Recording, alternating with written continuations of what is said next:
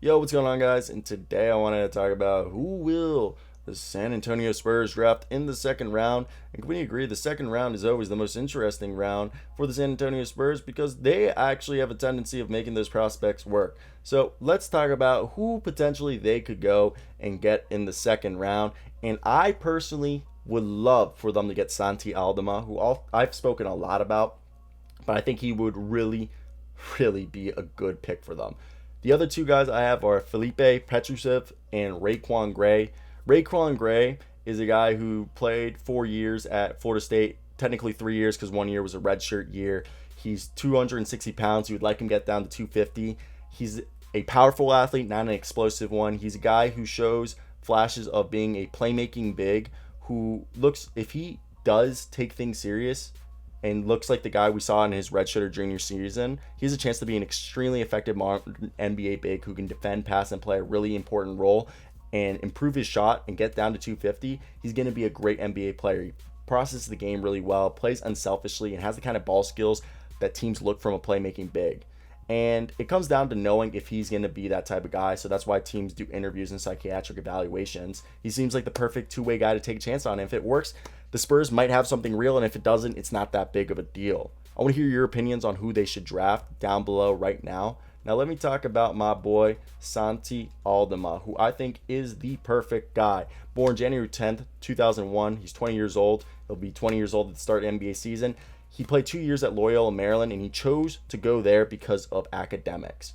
And he's announced that he's, regardless if he's drafted or not drafted, he's starting his professional career. He's the son of Santiago Aldama, who played professionally in Spain and represented Spain in '92 for the Olympics. And his uncle also played basketball in Spain. So look, he took a different route, and he was the MVP of the U18 European Championships. He won MVP, averaged 18 points and 8 rebounds while leading Spain to a gold medal. 6'11", 220 pounds with a 7'1" wingspan. Very fluid athlete, and he moves really well, has great body control. He really handles the ball well. He can shoot it. He's a legitimate versatile shooter. Look, his freshman year, he played 10 games, 15 points, 7.5 rebounds, 2 assists, 2.5 turnovers, 1.7 blocks, a little under a steal a game, 46% from the field, 21.7% from three, 51.5% from the free throws. This year, 68.6% from the free throw line, 36.8% from the 3-point line, 51.3% from the field goal percentage, 1 steal, 1.7 blocks again. Yes, he had 2 turnovers, but he had 21.2 points, 10.1 rebounds, 2.3 assists in 17 games.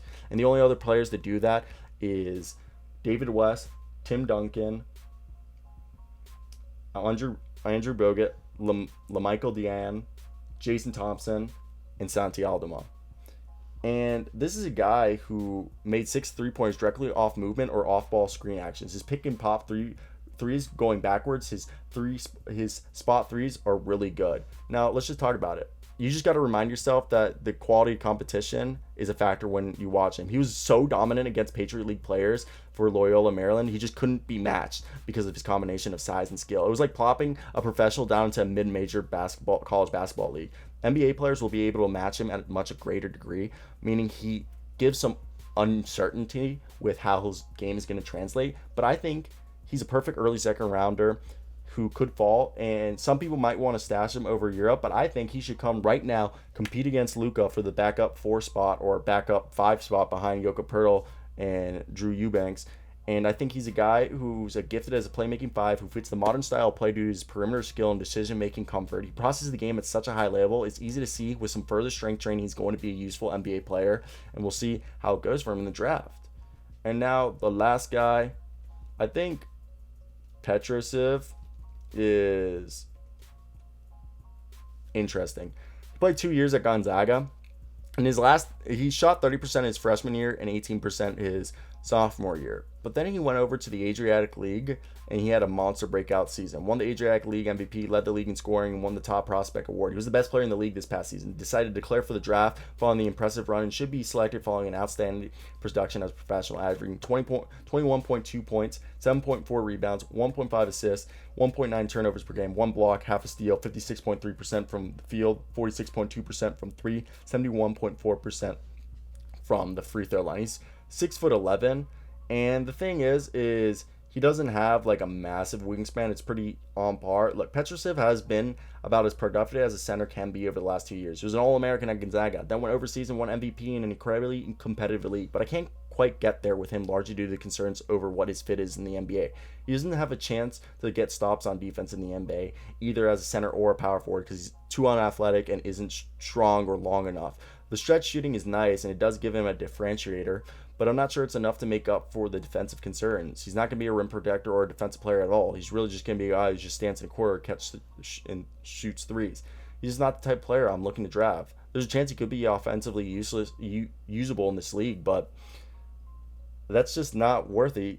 Petrovic strikes me as just one of the absolute best players in Europe who makes millions of dollars playing the EuroLeague, winning MVPs, and guys that we constantly talk about who have got drafted maybe or didn't even get drafted and might come over, but never will come over because they know their game is probably not going to translate. So, again, I think Santi Aldama is the clear choice right here. Santi Aldama, ooh, baby. Yes, he needs to get stronger. He's 220, and I want him to put on 15 pounds or so. And he's not an explosive athlete. He's more of a fluid athlete. And he has some vertical pop, but not quite enough to be a terrific rim protector, despite nearly averaging 2 blocks in the Patriot League for 2 years.